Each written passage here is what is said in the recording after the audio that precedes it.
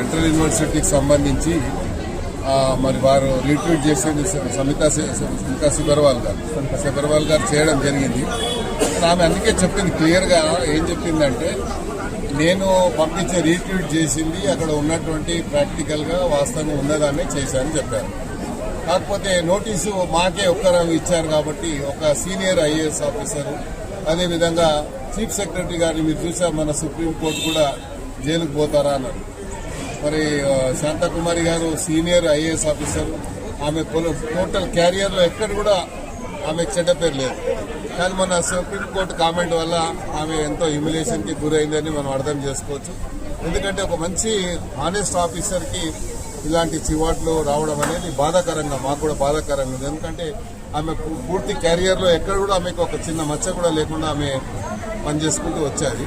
అదేవిధంగా సబర్వాల్ గారు కూడా చాలా హానెస్ట్ ఆఫీసర్, ఆమె కూడా స్మితా సబర్వాల్ కూడా.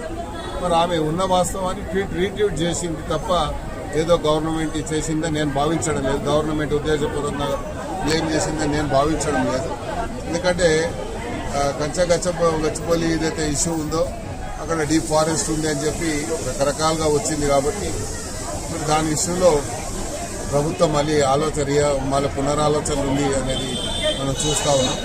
సంతోషంగా, ఎందుకంటే సెంట్రల్ యూనివర్సిటీ ఆ పరిధిని, ఆ యొక్క శాంటిటీని కాపాడాలి కాబట్టి ప్రభుత్వం అలా ఆలోచిస్తుందని నేను భావిస్తాను.